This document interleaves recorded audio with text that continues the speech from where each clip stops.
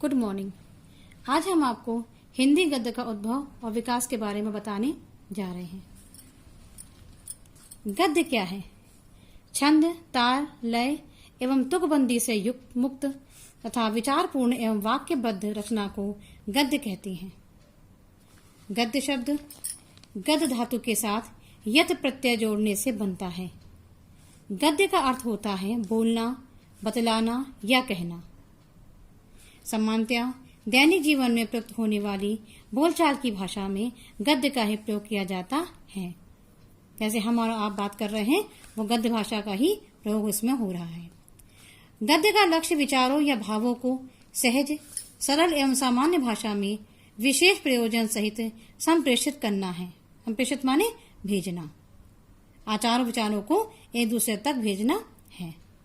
ज्ञान विज्ञान से लेकर कथा साहित्य आदि की अभिव्यक्ति का माध्यम साधारण व्यवहार की भाषा गद्य ही है, जिसका प्रयोग सोचने, समझने, वर्णन, विवेचन आदि के लिए होता है। वक्ता जो कुछ सोचता है उसे तत्काल गद्य के रूप में व्यक्त भी कर सकता है। वक्ता माने बोलने वाला और श्रोता माने सुनने वाला। तो वक्ता जो कुछ सोचता है उसे तत्काल माने तुरंत गद्य के रूप में व्यक्त भी कर सकता है। किसी कवि या लेखक के हृदयगत भावों को समझने के लिए ज्ञान की आवश्यकता है और गद्य ज्ञान वृद्धि का एक सफल साधन है। इसीलिए इतिहास, भूगोल, राजनीति शास्त्र, धर्म दर्शन, विज्ञान आदि के क्षेत्र में ही नहीं अपितु नाटक, कथा साहित्य आदि में भी इसका एकाच्छत्र प्रभाव स्थापित हो गया है। हिंदी गद्य के संबंध में यह धारणा है कि मेरठ और दिल्ली के आसपास बोले जाने वाली खड़ी बोली के साहित्यिक रूप को ही हिंदी गद्य कहा जाता है। ये धारणा है। भाषा विज्ञान की दृष्टि से ब्रजभाषा, खड़ी बोली, कन्नौजी, हरियाणवी, बुंदेलखंडी, अवधी, बघेली और छत्तीसगढ़ी इन 8 बोलियों को हिंदी गद्य के अंतर्गत सम्मिलित किया गया है। ठीक, हिंदी गद्य के प्राचीनतम प्रयोग हमें राजस्थानी एवं ब्रज भाषा में मिलते हैं। तो गद्य क्या है, इसके बारे में हमने आपको बताया कि गद्य क्या है। गद्य का अर्थ होता है बोलना, बतलाना या कहना। गद्य और पद्य में अंतर क्या है? गद्य हिंदी साहित्य को 2 भागों में बांटा गया है। पहला गद्य साहित्य और दूसरा पद्य साहित्य। विषय की दृष्टि से गद्य और पद्य में यह अंतर है कि गद्य के विषय विचार प्रधान और पद्य के विषय भाव प्रधान होते हैं। क्या मतलब है? विचार प्रधान मतलब सोच समझ के, मस्तिष्क वाले। गद्य क्या है? मस्तिष्क प्रधान है। और पद्य क्या है? भाव प्रधान माने हृदय प्रधान, जिसमें कि हम कविताएं, रचनाएं लिखते हैं। दूसरी, गद्य में शब्द, वाक्य, अर्थ आदि सभी प्राय सामान्य होते हैं, जबकि पद्य में विशिष्ट। क्यों? गद्य में शब्द, अर्थ, वाक्य, अर्थ सभी प्राय सभी सामान्य होते हैं, सभी उसमें कोई भी चीज ऐसी अलग से नहीं होती है। जबकि पद्य में विशिष्ट क्यों होती है? क्योंकि हम इसमें क्या करते हैं, रस कौन सा है, छंद कौन सा है, अलंकार कौन सा है, ठीक, इन सभी चीजों का समावेश इसके अंदर होता है। कविता शब्दों की नई सृष्टि है। सृष्टि माने रचना। इसलिए इसका कोई भी शब्द कोशीय अर्थ से प्रतिबंधित नहीं होता। जीवन की अनुभूतियों से उसका भावात्मक संबंध होता है। जीवन की अनुभूतियां अच्छी भी हैं, बुरी भी हैं, तो उसका संबंध कैसा है? भावात्मक होता है। गद्य की भाषा काव्य की अपेक्षा अधिक स्पष्ट, व्याकरण सम्मत और व्यवस्थित होती है। गद्य में विस्तार अधिक होने का किसी बात को खोलकर कहने की प्रवृत्ति रहती है, जबकि काव्य में किसी बात को संकेत रूप में ही कहने की प्रवृत्ति होती है। संकेत माने इंडिकेट करना, किसी बात को हम इंडिकेट करके कि ऐसा होना चाहिए, ऐसा होना चाहिए, तो इसके ऐसी प्रवृत्ति होती है।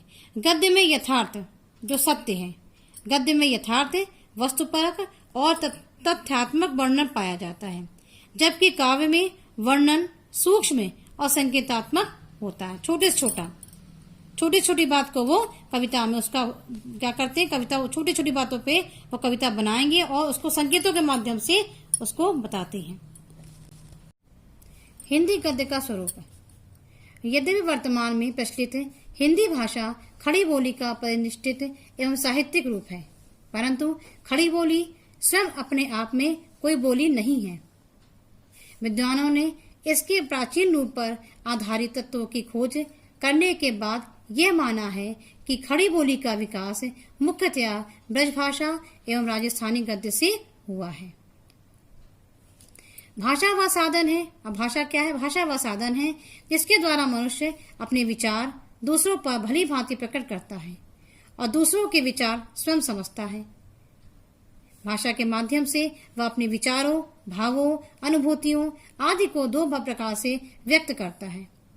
किस प्रकार से? कौन से दो प्रकार है वो? पद्य में और गद्य में। उसकी अभिव्यक्ति के इन दो रूपों के सृजन के कारक तत्व हैं। क्या कारक तत्व हैं? भावना प्रणय हृदय और विचार केंद्र मस्तिष्क, जो हमने आपको पहले बताया। हृदय और मस्तिष्क की न्यूनाधिक सक्रियता के फलस्वरूप ही अभिव्यक्ति के इन रूपों को हम क्रमशः गद्य साहित्य और पद साहित्य कहते हैं। मतलब जहाँ पर हृदय की प्रधानता होती है वो क्या होता है? वो काव्य होता है, और जहाँ पर मस्तिष्क प्रधानता होती है वो क्या कहलाता है? गद्य कहलाता है। गद्य हमारे दैनिक जीवन में प्रयुक्त होने वाली भाषा का नाम है और उसका छंदोबद्ध रूप, जिसमें क्रमबद्ध ताल और लय की योजना के साथ रागात्मक मनोभावों की कलापूर्ण अभिव्यंजना उपस्थित की जाती है, पद या काव्य कहलाता है। जो हमने आपको बताया था, रस, छंद और अलंकारों में आपकी रचना लयबद्ध होती है, वही क्या कहलाती है? वो छंद कहलाती है। गद्य वाक्यबद्ध विचारात्मक रचना होती है। इसका लक्ष्य विचारों या भावों को सहज, सरल, सामान्य भाषा में विशेष प्रयोजन सहित संप्रेषित करना है, मतलब भेजना है। गद्य की भाषा प्रकृति व्यवहारिक होती है। वक्ता जो कुछ सोचता है उसे तत्काल अनायास व्यक्त भी कर सकता है। गद्य में संवेदनशीलता की अपेक्षा बोध वृत्ति की प्रधानता रहती है, मतलब सोच समझकर ज्ञान की प्रधानता, बोध माने ज्ञान की प्रधानता रहती है। हिंदी गद्य का विकास। गद्य का प्रथम विकास सामान्य बोलचाल की भाषा के रूप में होता है। इतिहास, दर्शन तथा विभिन्न ज्ञान विज्ञान की अभिव्यक्ति के माध्यम के रूप में जिस भाषा का प्रयोग होता है उसे गद्य की मध्यम स्थिति माना जा सकता है। साहित्य में जिस गद्य रूप का उपयोग होता है उसे अभिव्यंजना, सौष्ठव आदि की दृष्टि से श्रेष्ठ मानना चाहिए। लेखक और कवियों का न केवल वैचारिक जगत अपना होता है, बल्कि अपने विचारों, भावों, अनुभूतियों आदि को अभिव्यक्त करने के लिए उन्हें अपनी भाषा की भी सृष्टि करनी पड़ती है। प्रेमचंद, प्रसाद और शुक्ल जी प्राय सभी को अपने अपने मनोजगत की सृष्टि के साथ ही अपनी अपनी भाषा भी विकसित करनी पड़ी है। अब भाषा रूपों के विकास की दृष्टि से इसकी 3 कोटियां उपलब्ध हैं। कौन कौन सी?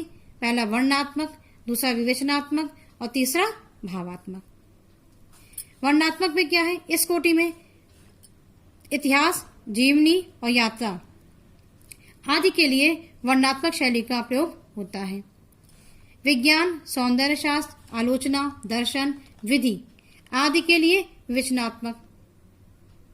ललित, निबंध, गद्य, गीत, नाटक आदि के लिए भावात्मक।